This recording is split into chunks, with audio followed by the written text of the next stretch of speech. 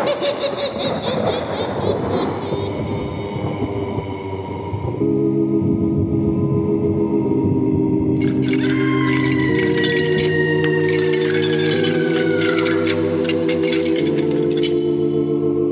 Mysterious Old Radio Listening Society podcast.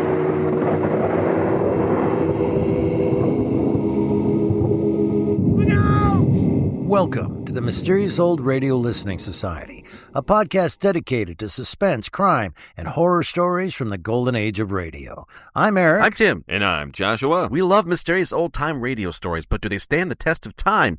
That's what we're here to find out. Today we present an episode of my choosing, The Judas Clock from Inner Sanctum Mystery, starring series regulars Barry Kroger and Santos Ortega. Inner Sanctum Mystery was created by Hyman Brown, one of the great storytellers of the golden age of radio. Brown's career spanned 8 decades and a diverse range of genres, from his adaptation of comic strip hero Dick Tracy to his 1970s revival of the radio drama The CBS Radio Mystery Theater. Inner Sanctum ran on NBC from January 1941 to October 1952 and featured one of horror radio's most iconic hosts, Raymond Edward Johnson, known simply as Raymond. His ghoulish jokes and horrendous puns were a technique borrowed from a genre of French theater known as grand guignol, which famously blended horror and comedy to create a shocking hot and cold shower effect. In 1945, Raymond left the series, replaced by Broadway actor Paul McGrath, known simply as Mr. Host. McGrath carried on the tradition of painful puns, briefly teaming up with Lipton tea spokeswoman Mary Bennett to create one of old-time radio's strangest comedy duos. So now let's listen to The Judas Clock from Inner Sanctum Mystery, first broadcast April 17th, 1945. It's late at night, and a chill has set in. You're alone, and the only light you see is coming from an antique radio. Listen to the sounds coming from the speaker, listen to the music, and listen to the voices.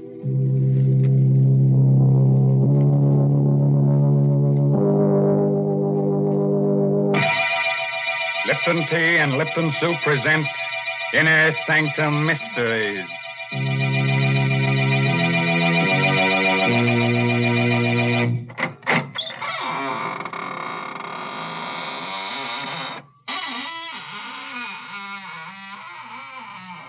Good evening, friends of the Inner Sanctum. This is Raymond, your host, at the squeaking door. Come in, won't you? Well, you're shivering. You cold? Oh. Well, don't let it throw you. Just remember that many are cold, but few are frozen. Well, our story, to be different tonight, is about murder. Murder and a clock. So, if you've got a little time to kill, let's do it now, huh? Why, Mr. Raymond, nobody can really kill time. Well, maybe not, but you certainly can frighten it. Didn't you ever hear of an alarmed clock? Mr. Raymond, someday you're going to choke on one of those puns. And won't that be nice, Mary? Then you can revive me with guess what, Lipton tea. Oh, dear. Must this go on week after week? Why must I talk to the only person in the world who doesn't know the proper uses of Lipton tea? Oh, don't say that. It isn't used to revive people. At least not in the way you mean it. Of course, lots of folks do find that Lipton's makes the day seem brighter. Yes, it sort of helps them through their housework to sit down now and then between meals, as well as at dinner and supper, and enjoy a cup of Lipton tea. And the reason why Lipton's is so satisfying is because of that one little word, brisk. B-R-I-S-K. Tea experts say that Lipton's has a brisk flavor, which means that it always tastes tangy and bracing. It's never flat or wishy-washy. So folks ask for Lipton tea at your grocer's. You just don't know how good tea can be till you've tried Lipton's. Yes, and when you leave the grocer, step next door to the clockmaker's shop and ask him for the Judas Clock. If he doesn't have it on hand, just ask him to give you the works. Yes, the title of tonight's story is The Judas Clock. It's an original radio play by that old clock watcher, Christopher Mayo. Our star is Barry Kroger, who plays the role of Sebastian Packer. I'm a clockmaker. I carry on the profession my father taught me in London. I like clocks. All that is but one. For 30 years, I've looked for a certain clock and a certain man. The clock is known to collectors as the Judas Clock. The man I swore to kill when, as a boy of 14, I closed my father's glazing eyes and wiped the froth of blood from his lips. Last night, I found the Judas Clock. Tonight, I may have found the man. I'm told you're an expert clock repairman, Mr. Packer, madam. Well, yes, I suppose I am. Well, I have a clock. Rather, my husband has, and it hasn't run for years. Would you have a look at it? Well, can't you bring it in? Oh, heavens, no. It weighs 500 pounds. Oh. One of those huge marble things. Italian Renaissance, I'd say. Marble? Italian? Well, can you describe it further? Well, it's rather unusual. Black marble, heavily carved with biblical characters. The ivory face has a beautifully etched scene on it, but it's a gruesome one. Gruesome? What kind of a scene? It's a picture of a man hanging from a tree. Judas. His face is positively ghastly. The Judas Clock. I knew without seeing it why the clock wouldn't run. It had been built in Italy for a prince of the House of Savoy in 1598. He conceived the idea when he discovered that his family's treasures included the 30 pieces of silver of Judas Iscariot. The clock was made to run only when the 30 silver coins of Judas were in place in the clock's hollow weights. 15 in each weight. And the coins had been in my possession since the day of my father's death. Somewhere inside me, that clock still beats its deep-throated song, and I have but to close my eyes to hear again my father's voice. It's an evil clock, son, as evil as Satan himself, and it's cursed. There is a legend that every man who has owned it has died a violent and bloody death. Well, Mr. Packer, can you fix it? Oh, I'm sorry. I was daydreaming. Well, yes. Does Mr. Arnold. Arnold. Does Mr. Arnold know that you're having the clock repaired? No. We've only been married a few weeks, and I'd like to have it working when he comes back to town tomorrow. Sort of a surprise. Yes, I see. But I'll be there in half an hour, Mrs. Arnold.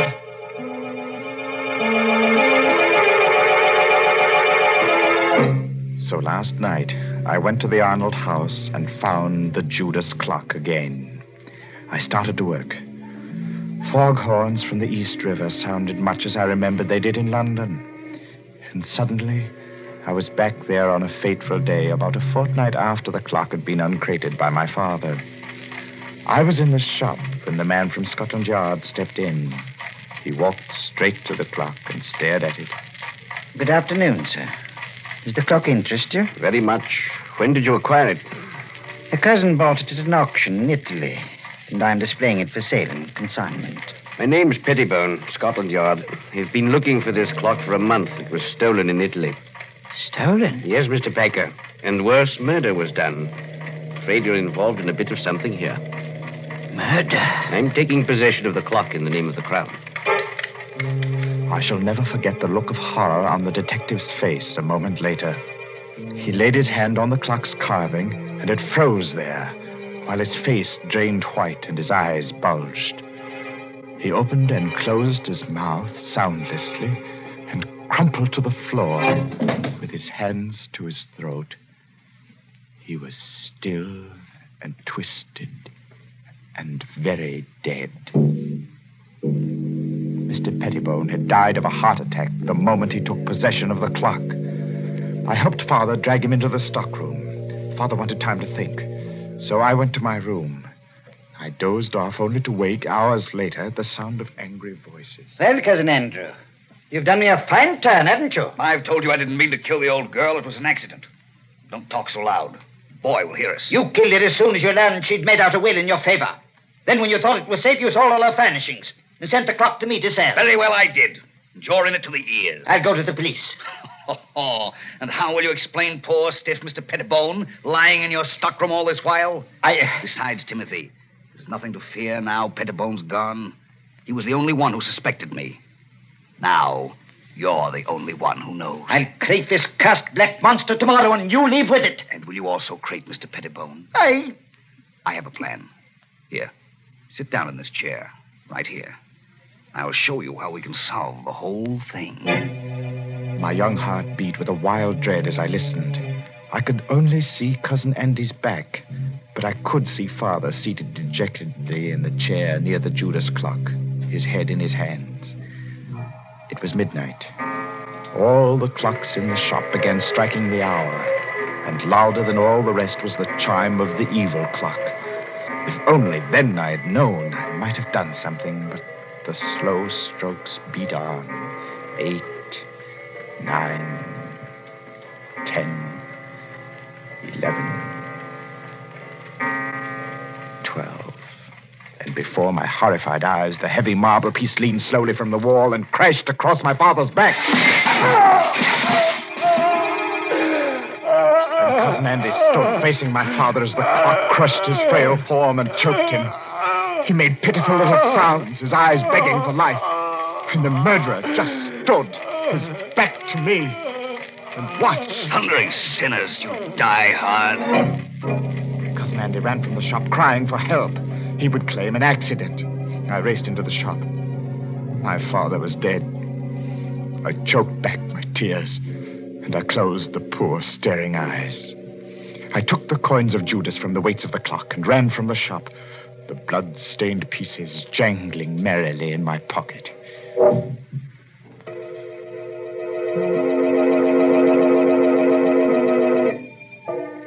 Armed with the notion that the coins were of value, and the definite notion that I must eat, I approached one of the many dingy little curio shops in the Limehouse district.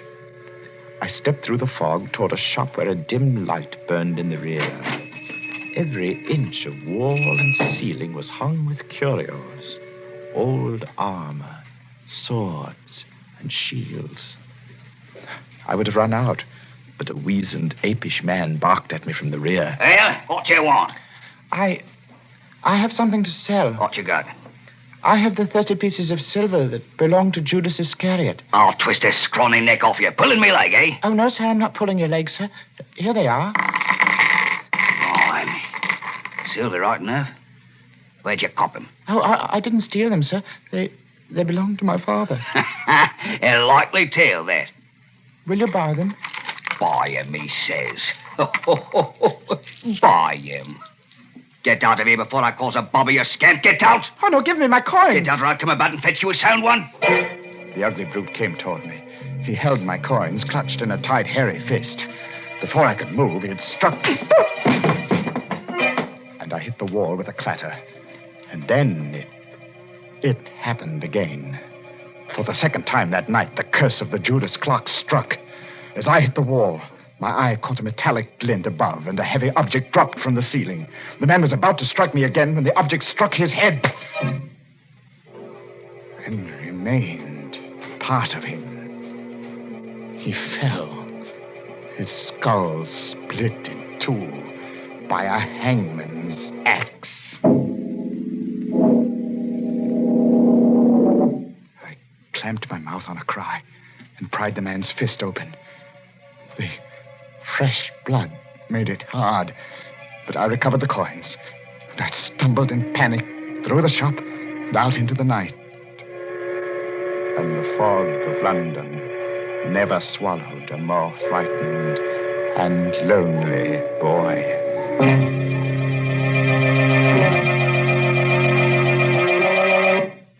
That nasty fog swallowing a little boy. That reminds me of a little nursery rhyme. Hickory dickory dock, the mouse ran up the clock. The clock struck 2. Look out, it might strike you. Heavens, I'm glad I don't own that terrible clock. Oh, don't say that, Mary. Just think if you had the Judas clock, then time wouldn't hang heavily on you. No, it would fall on you. Well, if it did fall and you rescued me, wouldn't that make you a time saver? Well, split my sides with an axe if Mary didn't make with a joke. Well, a very little one, Mr. Raymond. That's true. But seriously, I do have something to say about a time saver. And I'm thinking about Lipton tea. You know, Lipton's is such a handy beverage. It takes so little time to prepare, and it's always so welcome. Yes, its famous brisk flavor makes it enjoyable, not just at your own meal times, but between meals and whenever folks drop in for a visit. That's why it's a good idea to buy Lipton's in the larger, more economical size packages. That's right. The larger packages are much thriftier. So you see, it's wise to keep on hand a really good supply of that brisk-flavored Lipton tea. Oh, sure, it'll come in handy to warm up the chills you get from these Inner Sanctum stories. And, brother, you're going to shiver plenty with Barry Kroger as Sebastian Packer as this story goes on about the Judas Clock. I hadn't touched those horrible coins of Judas Iscariot since the day the storekeeper was killed. By now, I half believed the legend that death followed them. I began to feel that the only way I could escape their curse was to find the Judas Clock and put the coins back in its weights where they belonged. One day, as I read the notices in the Times, my heart skipped a beat. It said, auction of clocks. At Chopin Place, auction room, Saturday at 7. Rare items, one of them fine Italian Renaissance piece of black marble. Rare treat for collectors. Come early. Interested in something, young man? Oh, why, yes. Well, that is nothing in particular. Just looking at these splendid pieces. I thought I might stay for the auction. Look about. Auction won't start for a bit yet. I sauntered toward the black clock. My hand had scooped all the coins from my pocket. I would have to work fast and noiselessly. My sweating fingers began to unscrew the small cover on one of the weights. I would soon have the coins put back. Just as I thought. No. What have you got in your hand there? Let's have a look. No, nothing at all. I was just examining. Examining my foot? You've got a flock of coins there. You must have taken them from somewhere in the clock. Here. No, give them to me. Sometimes when things happen quickly, the mind retains details that would otherwise escape notice. As the men and I struggled, I dropped the clock's weight. It hit a short, round bit of metal directly below it. The man had a vice-like grip on my clenched hand. Blasted little wretch. No! I'll wrench your hand off for you. I heard a whirring sound within the clock, and before my horrified eyes, the supporting panel at the front of the clock's base slowly lifted on hinges. The clock was off balance and began to fall forward. I screamed a warning. Look out!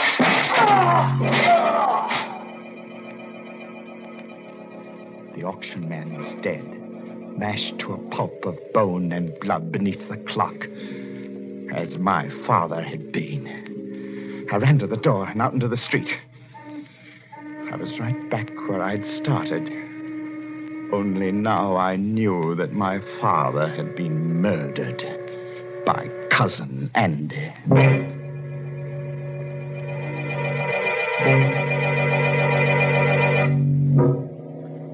I walked for miles, trying to pull myself together. I wandered aimlessly, or so I thought. But fate had traced my path before me, because I was startled to find myself staring into the shop window of a rare coin dealer named Megaroyd. I walked into the shop. Mr. Megaroyd was a nice little man. He smiled a bit quizzically at my firm belief that I possessed the betrayal coins of Judas. I poured them onto his counter. Oh, I say, you could be right, you know. Oh, these are the right era. I say, suppose they are. Let me put a glass to them. Mr. Megaroyd, would they be worth a great deal, even if they weren't the... Well, let me see.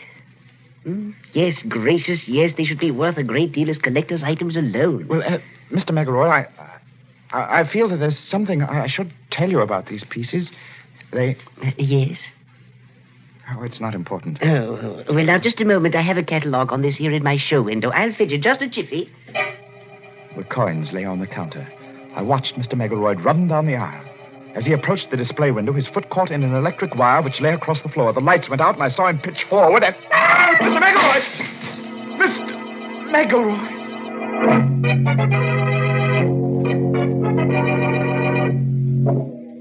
The streetlight peered through the broken plate glass and played across a grotesquely sprawled form in the show window. I needed no more light than there was to see what had happened. The upper half of the heavy plate had broken and dropped flat against the solid lower half. There was no need to ask how he was. No guillotine could have done a neater job. Mr. Megaloid had no head. Who else but death can own the coins of Judas?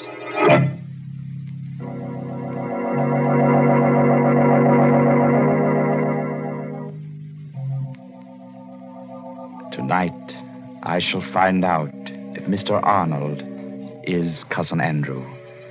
If he is, I shall feel no remorse in killing him tonight. Because while working to repair the Judas Clock last night, I discovered how my father's accidental death had been well-conceived, diabolic murder. When the right-hand weight reached the floor of the clock on the 12th stroke of midnight, it tripped a trigger which collapsed the base of the clock and caused it to fall forward. My father had died on the 12th stroke of midnight. Have you finished, Mr. Packer? No, Mrs. Arnold. I shall have to come back tomorrow night. What time do you expect Mr. Arnold tomorrow? About 11, I'd say. Will you be finished by then? Well, I think so. I'll have to take these weights to the shop with me, though. Something has to be added to them. Well, of course, Mr. Packer. Mr. Arnold will be so surprised to see the clock running, won't he? He'll be very surprised, Mrs. Arnold.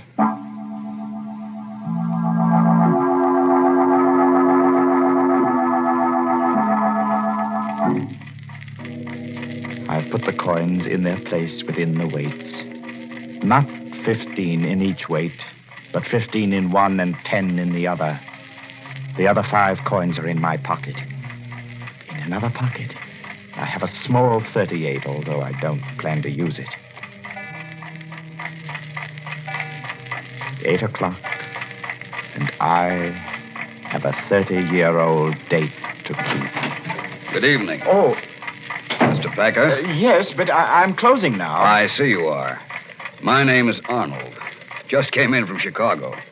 Sorry to spoil your little surprise. Or my wife's, rather. You surprised her instead? Yes.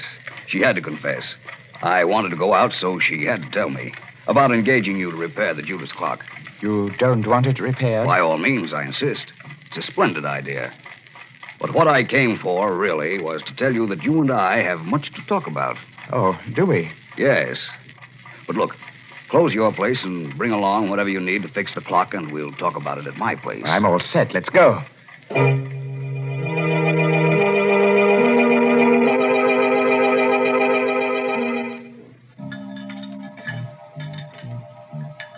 Think you'll have it fixed in time to strike midnight? Oh, yes. Yes, it will strike at midnight. Yes. Well, there we are, Mr. Arnold. Weights are in place. Let's see. It's exactly 10 minutes before midnight. Set the hands. And just a little shove on the pendulum. So. And the Judas clock ticks again. It's an evil clock, son. Evil as Satan himself. The Judas clock wakes from a 30-year sleep. Hey, Cousin Sebastian. Cousin? What? That's what I wanted to tell you. My wife told me your father owned this clock in London. Oh, well, yes. I was your father's cousin. You're Sebastian Packer, the little boy who ran away that night. Cousin Henry. Yes. I wonder how much you know of that horrible night when your father was killed. Well, I know the clock fell on Father. I heard the sound from my room, and I was so frightened. I ran down the rear steps in time to see them carry Father away. He was all covered up. So that was why I didn't find you in your room afterward. It happened so fast. We were sitting, talking. The clocks were striking 12. Suddenly, the base of the clock seemed to cave in, and... I know. I bought the clock at an auction a few years later. Had it all fixed. It's good and solid now. I saw to that. Yes, sir. Well, I suppose I'll run along now, Cousin Andy. Nonsense. Let's make up for lost time and get acquainted. Well, Come now. I have some fine old port from England here. Sit down a while. No, not that chair. No? This one's a lot more comfortable. It's a funny thing. When you work with clocks, as long as I have, you get to philosophizing about time. That's so. How? Well, here I sit by the big clock, just as my father sat 30 years ago. You know how many seconds ago that was, Cousin Andy? No. Do you? Well, 315,360,000 seconds in 10 years. That'd be 9,460,800,000 seconds in 30 years. You've got quite a mechanical mind, Sebastian. Here, try this pot. Thank you. Here's to Father.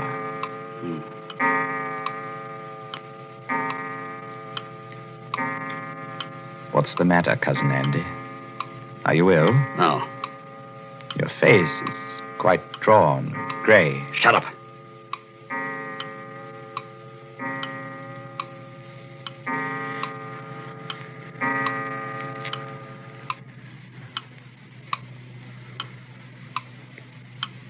Well, Cousin Andy, it's late. I guess I'd best go.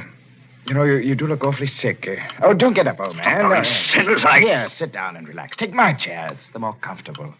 Why, you're shaking like a leaf. Now, just sit quietly. I'll see myself out. Thundering sinners, Good night, Cousin Andy. Oh, Sebastian. Sebastian. Get it off. Sit back. In heaven's name. Poor Cousin Andy. You're choking to death. You die hard, too, don't you? It was just a matter of timing. I set the hand a minute fast and the weight didn't touch your clever little spring device till just now because it's lighter by 5 pieces of cursed Judas money.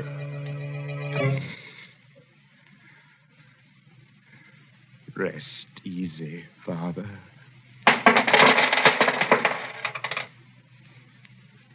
And he cast down the pieces of silver in the temple and departed and went and hanged himself.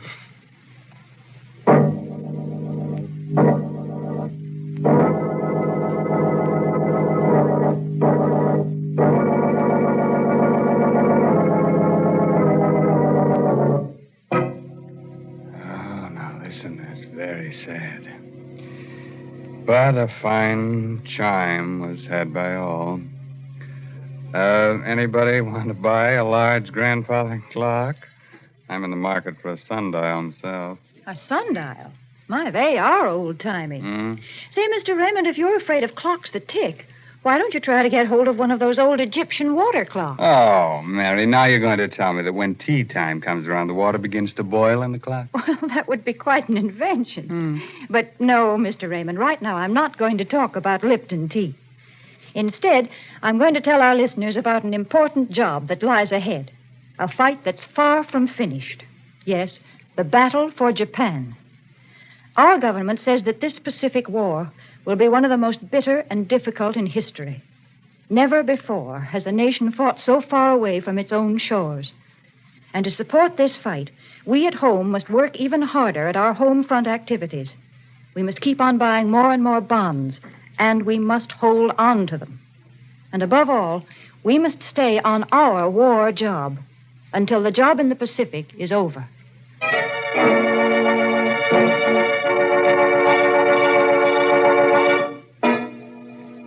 Well, I'll leave you with a cheerful, timely moral. Oh, that goes with tonight's story. No extra charge. Now, you can figure out how many seconds you've lived. All right, that's your pastime. But you can't figure out how many you've got left. That's just sometime. You know what I mean? Well, I'll see you in just 604,800 seconds from right now. Well, that's next Tuesday night at 9 o'clock, of course. By the way, this month's Inner Sanctum Mystery novel is The Lucky Stiff by Craig Rice. Well, now it's really time to close that there squeaking door until next Tuesday night when Lipton Tea and Lipton Soup bring you another Inner Sanctum Mystery, directed by Hyman Brown. So until then, good night. Pleasant dreams.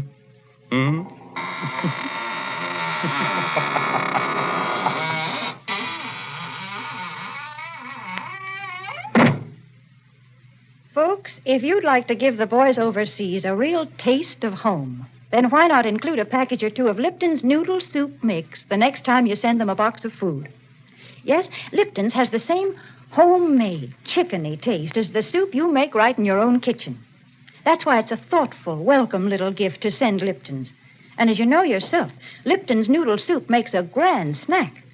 So remember, send a package or two to your boy. And remember to tune in next Tuesday night for another Inner Sanctum Mystery. This is CBS, the Columbia Broadcasting System. That was the Judas Clock from Inner Sanctum Mystery, here on the Mysterious Old Radio Listening Society podcast. Once again, I'm Eric. I'm Tim. And I'm Joshua. Joshua, that's your pick, right, this week? Yes. I will say that, hands down, on a vote right now, the best Lipton Tea Lady, Mr. Host exchanges ever. Yeah.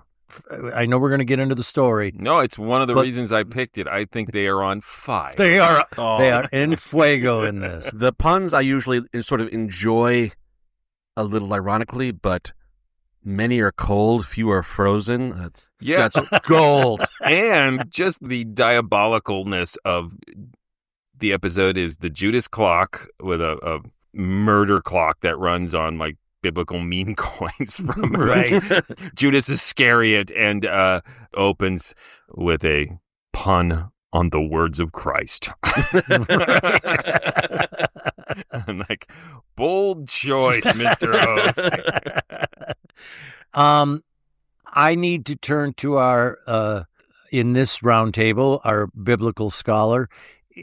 Are the Judas coins a thing before this episode, or were the Judas coins made up for this episode of this show? They are the 30 pieces of silver that Judas received for betraying. Aha! And I didn't know he got paid for that. You just thought he did it. Yeah, I did. Freebie? Do this on spec? Yeah. I don't know. I didn't read it. Now, look, if it goes well, you can betray bigger and better people, and we'll actually pay you. I guess he would have to have some kind of motivation. I just thought maybe that the government threatened his family or something. Like I don't know. Housewives of... Like a reality TV show, just jerk face. Throw wine in his face. We could go into much deeper theological arguments here, but it is part of the biblical narrative, yes. Thank you. So the coins are a thing. Now, here's a question. The idea of the coins as some sort of relic, that's not so much history. So is it like the Holy Grail, like we think it exists, but no one's found it? The coins? Or are the coins like classically Judas coins are part of stories? We don't actually have them, because that would be crazy. No, I just think this gave this flimsy little murder fest a little bit of gravitas, right? So it is a thing. The coins are a thing that is known. Great. Do the Judas coins appear in... I just got to know. Many Judas coins. Yeah, I got to know. Do they appear in other literature or storytelling that you know of? Judas is used as a metaphor, an image, and these coins are often part of that. Okay. But I don't remember. I'm sure there is another example. I don't remember it being used as this artifact in anything that comes to mind immediately. Because it's an interesting thing that you could, not know you have them and put them into a soda machine and, it comes alive or something. You know what I mean? Like... Betrayed by soda. Right. Oh, I think we all have been. He's mad at these cans. Your audition for Mr. Host is not going well. No, it's not. Anyway, so I just got that out of my system just so I know what's going on. Now, the clock itself, that was invented for this story. Or is there also a Judas clock I'm pretty sure this was This screams Inner Sanctum. Thank you. Some guy invented the most impractical murder weapon. It really is. 500-pound marble murder clock. Like noon and midnight every day for hundreds of years. Like, the thing fell over again. I gotta.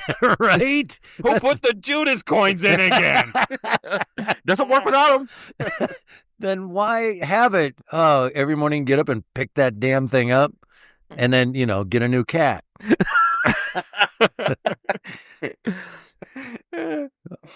So, interestingly, all of that poking fun at the obvious weird holes in this plot, impractical murder device, all things we just said. I'm going to need you guys to help me figure this out, but I really liked this. I thought you were going to ask us to help you figure out the plot. This one I could understand. Help you understand yourself. Well, therapists get paid a lot. I shouldn't like this, but I listened to this before, somewhere in the history of this podcast, and for the life of me, I can't think of why I didn't bring this. I'll tell you why I have spent many years not bringing this, is because I conflated it with Hickory Dickory Doom. From CBS Radio Mystery Theater. And I was convinced for several years that we had already talked about it on the podcast, but I was confusing it with another Hyman Brown murder clock. Right. Because coming back to it now that you brought it, this was just joy. I was just giddy with delight, beginning to end. Every plot hole that you mentioned, Ken mentioned, like, that's a feature, not a bug, as far as I'm concerned. Right. There's a pace. Yeah, don't stop to make sense. Yeah, there's a pace to it that is suspenseful and sinister. That I always felt, because of how it was performed and written, on edge. Yeah, and it also really foreshadows the slasher film vibe, where it's just this series of escalating, really gruesome deaths. Right. I'm wondering if they got complaints. Not from me. But in 1945, this kid, 14-year-old, young man, listening to, as the listeners are, his father slowly be crushed to death by a marble clock. Right. Gurgling, and he wipes the frothy blood from his dad's lips and then closes his eyes, and it's like, ugh. Yeah. And that's just the beginning. Yeah. And then, the weird ape-like owner of the curio shop gets an axe dropped on his head. Dude gets beheaded. Yes. Then they take a break, and the Lipton tea lady understates the whole thing with, "Gosh, that's a mean clock." Let's fight Japan. Oh, jeez. I know someone who needs a murder clock. Let's send a bunch of these murder clocks to Japan. I love the structure of, you meet this guy and you go with him for a little bit, and from your understanding of his perspective, this is all just, what is this? This seems so strange. And then you get his backstory and you understand what he's seeing through his eyes, and it's just so much worse. To your point about don't stop to make sense, it hooks you right away with the setup. It's this guy. We don't know the backstory, but he says, like, I've been searching for this clock and this man who killed me. You're like, oh, this is a great premise for overwrought emotions and gratuitous violence. And I know Inner Sanctum can really deliver this, so I am on board. The resolution of this is also, of the story, somewhat non-existent. Agree? Disagree? I feel like they very neatly, with a tiny little button, buttoned it up. I feel that they're saying their narrator finished his work and went off and hanged himself. Oh, yeah. Again, because that is what Judas did. And they quote look end. at that. So you really got to know your Bible to get into this one. They gave it a quote, but it helps if you know the reference. All right. I would argue you just have to have basic cultural literacy, but sit by the clock, Joshua. I know Judas was. I just know he got paid. Wait, would you kill one of us if he didn't get paid? I don't know. Because we're kind of Jesus-y. Stay on your toes. I really enjoyed Kroger's over-the-top performance. I mean, which you have to do to sell these scripts. Like right at the top when he recognizes what the housewife has brought to him, the newlywed, when he just is like, Judas, and the clock. He sounds like a snake with a hairball. It's just this like, Yep. And it's just so, I think, delightfully I agree. scaled up to match the tone of Inner Sanctum. Because Get it? if you tried to do this with any naturalism, it would be boring. Get it? Scaled up. He's a snake. He's still really bombing this audition. Have you considered selling tea? Yeah. Nope. And if they don't have a Judas Clock, just ask for the works. These are some quality dad jokes. That's a sandwich with everything. And then Mary has a good one that he has the best reaction to. She goes, well, she says, well, it wasn't a very good joke, and he says, no. Yeah, he's very peevish. He's like, that's true. That's true. That's what it was. And it's just, he drops the voice. Right. It's just Paul McGrath going, this is bullshit. Well, my joke wasn't very good. That's true. Yeah, that made me laugh really hard. Yeah. Like, I don't know if that was supposed to be in there. I like the story, but I keep going back. I really do think I enjoyed the commercials more with the Lipton tea lady. Well, I think that's the genius of Inner Sanctum is that they what a great way to sell a product. But the commercials affect how you are consuming the story. They put you in the right mood. Drop. Yes. And while it's totally different, murder after murder after murder, and then it's like, ha, ha, ha, puns. But for some reason, they really inform one another. Yeah, it's interesting how commercials still to this day are hold that thought, complete shift. Now back to what you were thinking. No matter what medium we're talking about, almost all commercials are hold and shift. You're exactly right that you don't feel like you're shifting or holding. To listen to them sell you tea. Yeah, it's like a different course in a meal. Right. It's a great way to put it. Also, to my earlier question of whether or not they got complaints, I think part of the reasons they may not have received complaints are these commercials because they tell you to not take gory violence seriously. Right. They're like, have a sense of humor. It's just a guy getting an axe through the head. Lighten up. Right. The child watching his father die on his broken back. But then also they have Barry Kroger's like doing the high-pitched falsetto 14-year-old voice. Which is pretty funny. I got confused, actually. It was second listen that, because he was talking and he's narrating, and then he's talking like this. And I went, all right, he was younger. He's 14. Yeah, he's yeah. Very late for puberty to not kick in. When it's time to change. Some of the names in here, Pettibone, but Megaroid. He turned into a pickup truck. Yes, I was just like, he fought Godzilla on Monster Island. I think there's some soothing swabs for that. Megaroid. Right. That sounds uncomfortable. I enjoyed the free-flowing vibe between this isn't supernatural, this is a just devilishly constructed mechanical clock, and also there's a curse.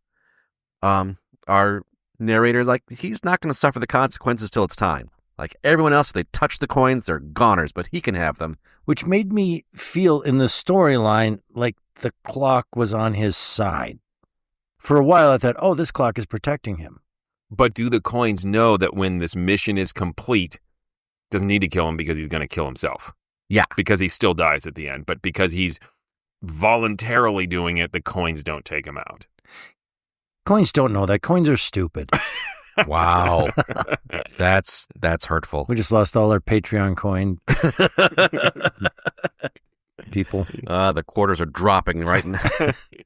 But yeah, because the script goes out of its way to have the scene where he discovers that it's a purely mechanical contraption. Yeah. There's no supernatural wrath that causes it to tip over.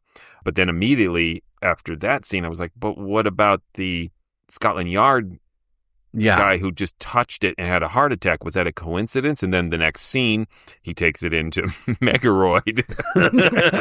And Megaroid, upon touching these coins, gets decapitated by the shop window. And so you realize, oh, it's the coins that are cursed.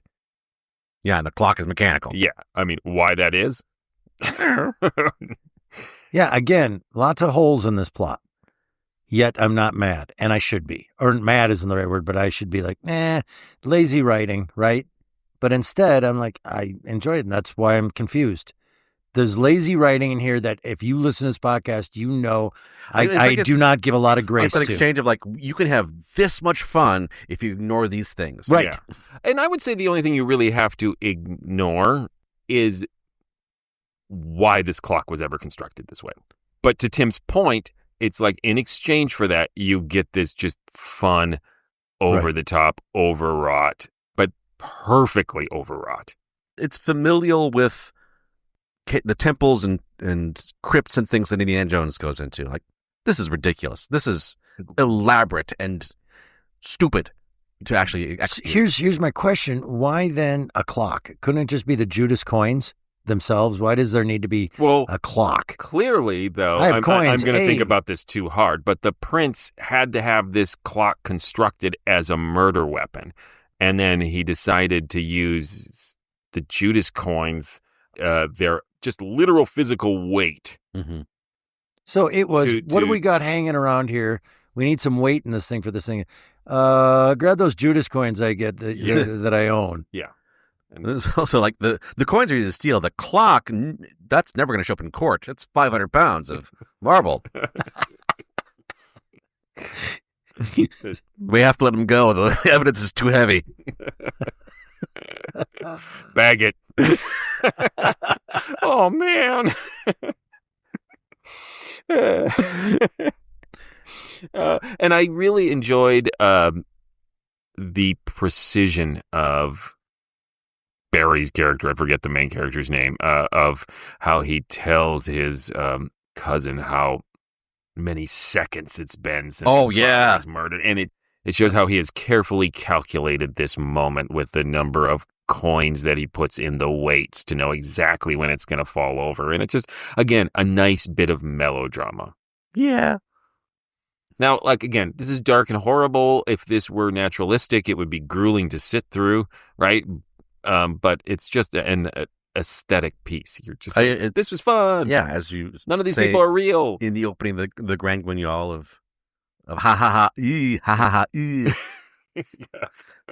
Which is now my ringtone for you. Just gonna clip that out. Oh, please and make I'll know that to happen. ignore the phone whenever I hear that. What are the thoughts, gentlemen? It was sad, but a fine chime was had by. Yeah. There's so many really fun puns. Best ever. That's my vote. Best ever Lipton Tea Lady, Mr. Host show ever. The show itself, I would say, was a lot of fun, and really I enjoyed it. Even to the point of stand this time. Is it a classic of old time radio or Inner Sanctum? No, but I think it's really good all the way around. I know this is more my wheelhouse, so it probably might be surprising that this is one of my favorite radio episodes ever. Oh, nice. I would say classic, super awesome classic for me personally. Super duper awesome classic, cool, good. Yeah, it's got an EC comic kind of feel to it, doesn't it? Oh, yeah, Inner Sanctum really does. Yeah. And I'm so glad you brought it, because apparently I listened to this sometime in the past, but nah. And I don't know why, and I'm kind of mad at that guy. Past Tim. What a jerk.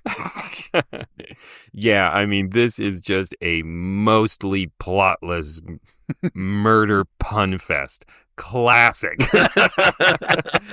Just the performances are all of the same scenery chewing level. This is a chef's kiss for Mr. Host and Mary, and just fun all around. I just wrote down that you were both getting a tiny bag of 30 pieces of silver for Christmas. Great. Thanks. Now I have to hang myself. I have to learn how to make a clock. You're going to get a little ornament of me hanging. Yeah. Can you That's come by horrifying, and yet... pick up 500 pounds of marble for me? Oh, and the next Inner Sanctum Mystery novel is called Lucky Stiff. As if this couldn't get better. Oh, that is such a wrath boner. I know. I was really hoping Mary was still in the studio when he said that. The hell it is! In your dreams, Mr. Host. Tim, tell him stuff. Please go visit ghoulishdelights.com, home of this podcast. You'll find other episodes there. You can find it, of course, anywhere you search for podcasts, you'll find us. But if you go to ghoulishdelights.com, you can leave comments. Like the garbage? Like dumpster diving for podcasts would be found there? An app that exists. The Yellow Pages. If you're going to the Yellow Pages for your podcasts, we're not finding us is not the only problem.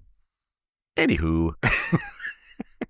You can leave comments. You can vote in polls. You can, in fact, search through our archives based upon different series. So if you want, like, what all episodes of Inner Sanctum have they done? You can find out. I could tell you right now, but I'm not going to.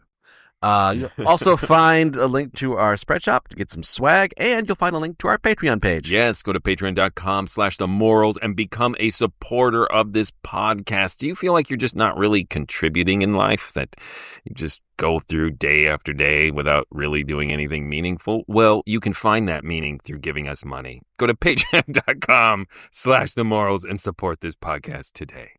Wow. You just... Too much Inner Sanctum. A little too dark? No, this is beautifully dark. The Mysterious Old Radio Listening Society Theater Company does live on-stage radio drama, recreations of classic old-time radio, plus a lot of our own original work.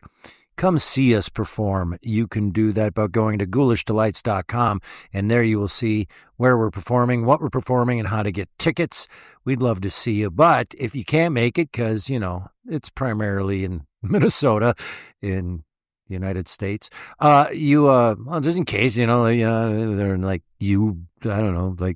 like Australia right now, and they never heard of Minnesota. Yeah.